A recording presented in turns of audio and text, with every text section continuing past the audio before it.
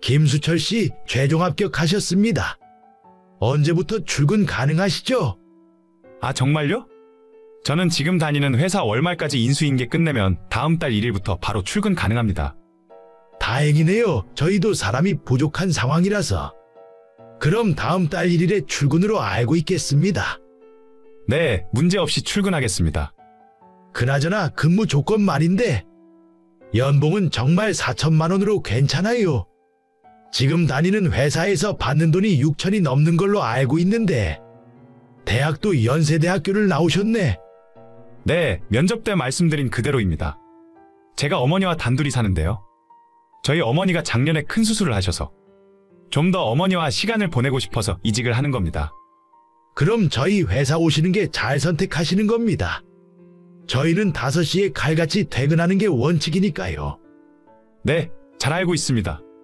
그래서 제가 귀사를 선택한 이유이기도 하고요. 저를 뽑아주신 걸 후회하시지 않도록 열심히 일을 하겠습니다. 그래도 아주 믿음직스럽네. 우리 회사에서도 이런 인재가 다 들어오는구만. 업무는 어려울 거 하나도 없어요. 인수인계 일주일만 받으면 다 할 수 있을 거야. 네, 그럼 앞으로 잘 부탁드리겠습니다. 별다른 일이 없으면 다음 달 1일에 뵙는 걸로 알고 있을게요. 그래요. 그럼 그때 봅시다. 저는 엄마와 둘이 살고 있는 30살의 남자입니다. 제가 초등학교 다닐 때 아빠가 집을 나갔고 그 뒤로 엄마가 혼자 고생을 하시며 저를 키워주셨어요. 이런 가정환경 때문인지 저 역시도 일찍 철이 들었고 공부를 열심히 해서 좋은 대학을 나와 좋은 회사에 취직하는 것만이 고생하는 엄마에게 보답을 할 수 있는 길이라고 생각했습니다. 20살, 제가 대학을 입학했을 때 엄마는 정말 고생했다며 펑펑 눈물을 흘리셨어요. 좋은 성적으로 대학을 졸업하고 교수님 추천서까지 받아서 알아주는 대기업에 들어갔는데 이제부터 제가 버는 돈으로 엄마를 호강시켜 드릴 수 있다고 생각했습니다. 처음엔 생활비를 매달 넉넉하게 드리고 용돈도 팍팍 드릴 수 있어서 좋았어요. 그렇게 집안 살림이 좋은 편이 아니었기 때문에 제가 버는 돈으로 엄마가 고생을 덜 하실 수 있으니 저도 보람 있고 행복하더라고요. 하지만 그런 행복도 잠시였고 일을 쉬지 않고 하던 엄마가 작년에 심장 이상 소견으로 큰 수술을 하시게 되었는데 그때 이후로 제 생각이 많이 달라졌어요. 제가 엄마한테 받은 것이 있는데 갚지도 못하고 떠나버리실 것 같아 두렵더라고요. 다행히 수술은 문제없이 끝났고 엄마도 예전만큼은 아니지만 건강을 회복하고 계세요. 제가 다니던 직장이 정말 일이 바쁘고 치열한 곳이라 매일 아침 일찍 출근을 하고 밤늦게까지 일을 하는 날이 많았는데 엄마와 시간을 더 많이 보내고 싶더라고요.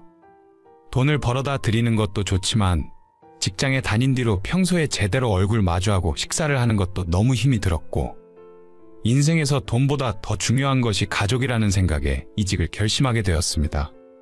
그렇게 여러 회사를 찾다가 비록 조건은 조금 떨어지지만 매일 5시에 퇴근이 보장된다는 회사를 찾아 면접을 보고 출근을 하게 되었죠. 수철 씨, 지금 바쁜 일 없지? 거래처에서 들어오라 하는데 수철 씨가 좀 다녀와야겠어? 제가요? 지금 거길 가면 시간이 너무 늦을 것 같은데요. 시간? 에이, 아직 4시 반밖에 안 됐잖아. 아직 근무 시간인데 일은 해야지. 정 그러면 거래처 들렀다가 거기서 일 보고 바로 퇴근해. 그럼 됐지? 사장님, 지금 출발해도 1시간 가까이 걸릴 겁니다. 업무 마치면 7시는 되어야 일이 끝날 것 같은데요. 그럼 어쩌겠어? 지금 당장 들어와서 문제 해결해달라고 하는데 오늘만 수철 씨가 좀 해줘. 지금 다른 사람들도 다 바쁘잖아. 그리고 엄밀히 이야기하면 거래처 출장은 제 업무도 아니지 않습니까? 처음 입사할 때 말씀하셨던 것과 너무 다른 일이라서. 원래 이렇게 규모가 작은 회사는 네 일 내 일이 따로 없는 거야. 어떤 업무건 전부 다 할 수 있는 사람이 되어야지. 처음 면접 볼 때 말씀드렸다시피 저희 집안에 사정이 있지 않습니까? 집안에 사정 하나씩 없는 사람들이 어디 있어? 윤 과장도 재작년에 마누라랑 이혼하고 혼자 애 키우고 있고 정대리도 주말 부부야. 다들 집안에 사정 하나씩은 있는 거잖아. 그래도 다음부터는 이런 일 없게 할게. 나도 맨날 수철 씨한테 연장 근무 해달라는 거 아니잖아. 회사가 바쁘면 자기도 조금 이해를 해줘야지. 내 말이 무슨 말인지 알지? 알겠습니다. 그럼 거래처 들러서 업무 마치고 바로 퇴근하도록 하겠습니다. 그래, 어차피 지금 다들 야근해야 하는 상황인데. 오늘 같은 날은 수철 씨도 이해를 해줘. 알겠지? 하지만 처음 면접 볼 때 약속과는 다르게 정시 퇴근을 할 수 없었습니다. 평소에 별로 바쁘지 않을 때도 30분 1시간씩 늦게 퇴근하는 건 기본이었고, 거래처에서 호출이 있다던가 공장 현장에 문제가 생겼다는 이유로 몇 시간씩 붙잡아 두는 일이 많았습니다. 저도 다른 직장 생활을 몇 년을 했기 때문에 회사가 어떻게 돌아가는지 잘 알고 있어요. 하지만 제가 연봉까지 깎아가며 입사할 때는 분명 5시 퇴근을 지켜주겠다는 약속을 했었잖아요. 회사를 옮긴 지 한 달도 안 됐는데 약속을 몇 번이나 어기고 심지어 점점 퇴근 시간이 늦어지더라고요.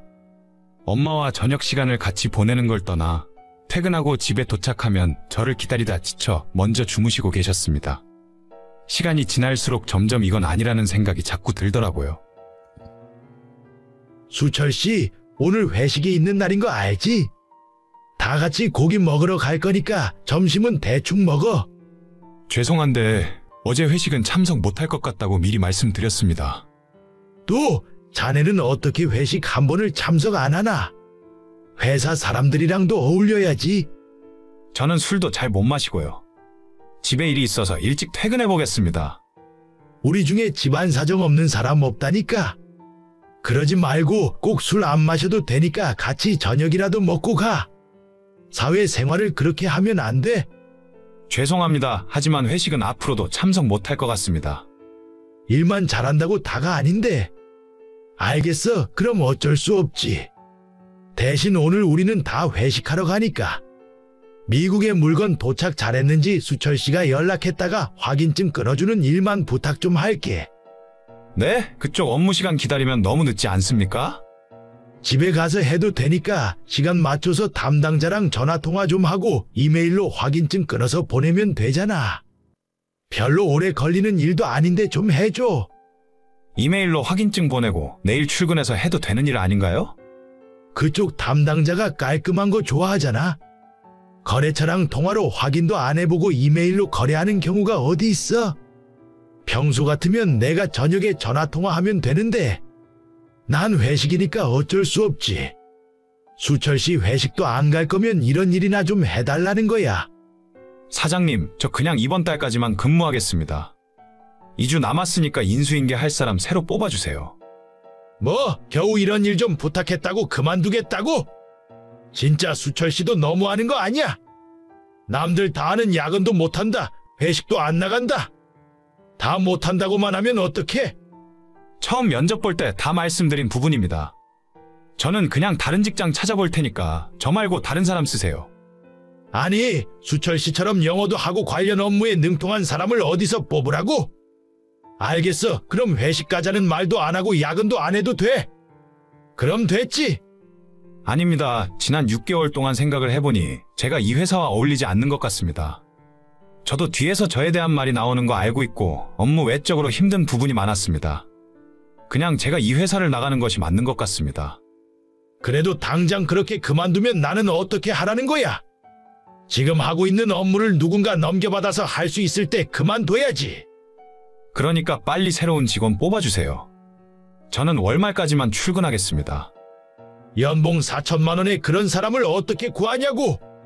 수철 씨가 우리 회사 들어오고 외국 거래처가 몇 곳이나 새로 생겼는데 그걸 새로 오는 사람이 어떻게 관리하겠어? 죄송합니다. 저는 진짜 더 못 다닐 것 같아요.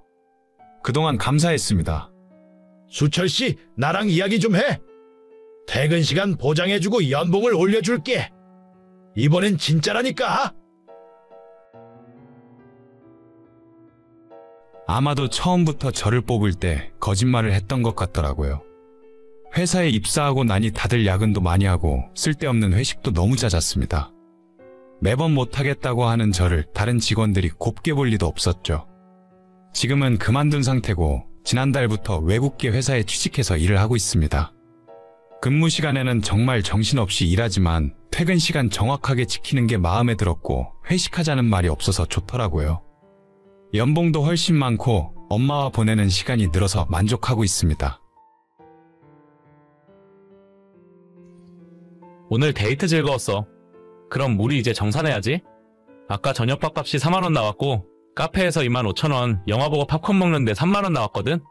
모두 합쳐서 9만 5천 원이니까 내가 좀 더 낼 테니 자기는 4만 5천 원만 보내주면 돼. 알겠어. 지금 오빠 통장으로 입금할게. 근데 매번 만날 때마다 이렇게 따로 돈 보내는 것도 귀찮은데 우리 차라리 그냥 데이트 통장을 하나 만들까? 데이트 통장? 그게 뭔데? 아, 오빠는 모르는구나? 요즘 많이 하는 거라던데 통장 하나 만들어서 둘이서 매달 일정 금액 돈 넣어두고 그 안에서 데이트 비용 쓰는 거야. 그런 좋은 게 있었어? 내일 당장 통장 만들러 가야겠네. 그래, 그럼 매번 데이트할 때마다 영수증 챙겨서 계산 안 해도 되고 오빠도 나한테 돈 보내라 할 필요 없으니까 서로 편하고 좋은 거지. 알겠어. 우리 자기 엄청 똑똑하네. 완전 똑 부러져서 결혼하면 살림도 엄청 잘할 것 같다. 뭐래? 아무튼 오늘 재미있게 잘 놀았어. 저는 29살, 남자친구는 33, 4살 차이 연인이었습니다. 연애를 시작한 지는 1년이 되었는데 남자친구가 조금 다른 사람들과 차이가 있었어요. 남부럽지 않은 회사를 다니는 중이고 집도 평범한 중산층 정도는 되어 보였는데 이상하게 처음 만났을 때부터 돈에 집착하는 모습을 느낄 수 있었습니다. 남자친구는 계산을 확실하게 하는 것이 좋다면서 반반 더치페이 하기를 항상 강조했었고 그나마 저한테는 선물도 사주거나 호의를 베푸는 경우가 많지만 다른 사람들에게는 너무하다 싶을 정도로 빡빡하게 구는 모습이 일상이었어요. 다른 건 다 괜찮았는데 돈 문제만 나오면 남자친구가 민감해지니까 가급적 저도 돈 이야기는 피하게 됐고 그래도 외모나 능력, 평소의 성격같이 다른 건 다 괜찮은 사람이라 지금까지 만남을 이어오고 있었습니다. 애초에 저는 예전부터 연애를 할 때 누가 데이트 비용을 더 내는지 아무런 상관이 없었고 그냥 여유있고 형편되는 사람이 더 낼 수도 있다고 생각해왔기 때문에 더치페이를 하자는 남자친구의 말에도 흔쾌히 동의했어요. 어떤 분들은 데이트 통장 이야기를 하면 남자가 쪼잔해서 별로라고 생각하실 수도 있지만 평소에도 한결같이 절약하는 남자친구의 모습이 좋아 보였기 때문에 저는 괜찮다고 생각했어요. 명품을 입거나 걸치는 모습도 없었고 특히 연봉에 비해 정말 낡고 오래된 차를 타고 다녀서 놀라웠는데 아버지에게 물려받은 12년 된 중고차라는 말에 저는 오히려 허세 없어 보여서 더 좋더라고요. 오늘도 덕분에 재미있게 정말 잘 놀았어. 하루 종일 운전하느라 피곤했겠다. 아니 괜찮아. 다음에 또 더 좋은 곳으로 놀러가자. 아까 톨게이트 비용이랑 기름값 생각해서 5만 원 데이트 통장에 더 넣었어. 이 돈으로 차에 기름 넣어. 에이 그렇게까지는 안 해도 괜찮은데. 이 조그만 차가 기름 먹어봤자 얼마나 먹는다고. 그런데 아까 보니까 시동이 잘 안 걸리는 것 같은데 한번 검사 받아봐야 하는 거 아니야? 운전하고 다니다가 고장나서 사고라도 나면 어떡해? 그러게. 지금까지는 한 번도 이런 적이 없었는데 진짜 한번 정비 받으러 가봐야겠다. 아니면 이참에 그냥 이똥차 폐차시켜버리고 새 차로 뽑을까? 자기는 무슨 차 좋아해? 벤츠? 아니면 제네시스? 나는 차에 대해서 잘 모르지. 그냥 고장 안 나고 튼튼한 차가 좋은 차 아니야? 괜히 돈 쓰지 말고 고쳐서 더 타고 다니자.